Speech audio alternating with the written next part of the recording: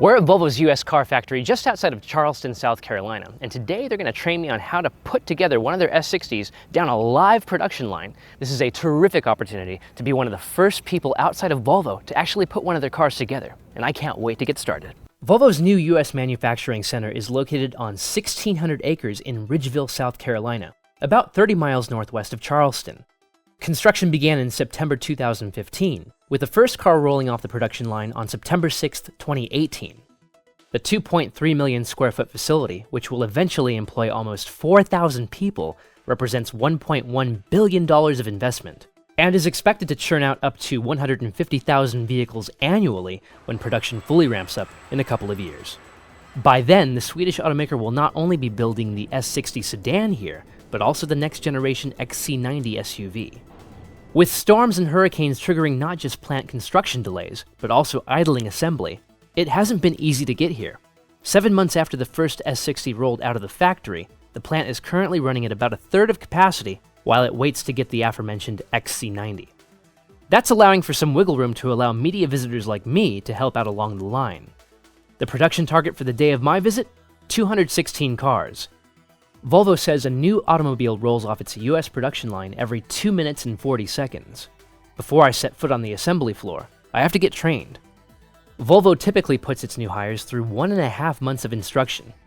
In stark contrast, I only received a half day of tutelage. Nevertheless, it was eye-opening. I was first educated on how to perform my job safely. Becoming an auto worker is a lot more than just learning how to turn a wrench or operate a machine. Volvo really focuses on teaching workers how to think outside the box. That's why I've got a marshmallow car in my hand, while power walking and mouthing tire squealing sounds like a doofus. This exercise grouped me onto a racing team with 2 other people, one serving as a pit crew and the other person acting as a race official to keep the competing teams honest. In addition, we had to work with an investor/crew chief to find efficiencies that could help us get around the track faster between rounds in our marshmallow cars. I'm happy to report that in our second heat, after some investment, my team came in first place with a significant lead. Most importantly though, this exercise demonstrated the effectiveness of teamwork, unconventional thinking, and how that can even apply to speeding up tasks that need to be repeated hundreds of times a day. Next, Volvo put me in a training area working on wooden cars in order to learn production line flow. Here, I began to feel the pressure of assembly line work. It's like being on the chocolate treats production line when, you know, that scene in Lucy where she's trying to keep up with the production line and then she has to start eating the chocolates. That's what it's like.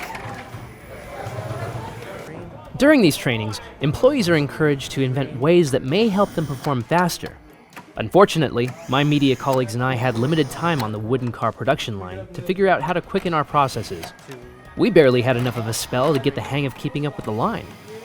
Alas, the clock continued to march on, and after a spot of lunch, it was time to hit the actual production floor. I was to report to pre-trim Section 1, Station 8 to help with the installation of the S60's panoramic sunroof. I'll admit, I was a bit nervous at first, but my department supervisor Luciano Vanetti and his associate Rennie Taylor-Gordon quickly put me at ease.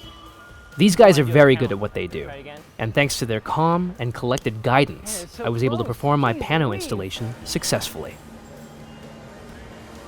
Woo-hoo-hoo!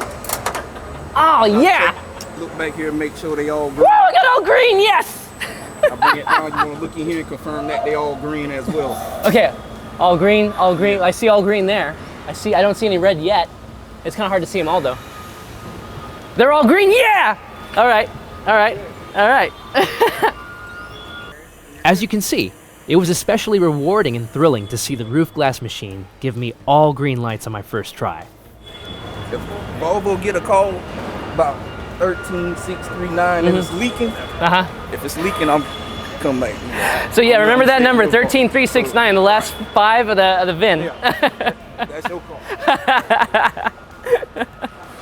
Never did I imagine that writing about cars would allow me to get access to actually building a vehicle on a live assembly line. But you never know where life will take you sometimes. And now we're behind the wheel of the finished product. Not exactly one of the cars that I took part in building. Now, before entering the Volvo factory, I was really scared thinking that I was going to mess up somebody's car.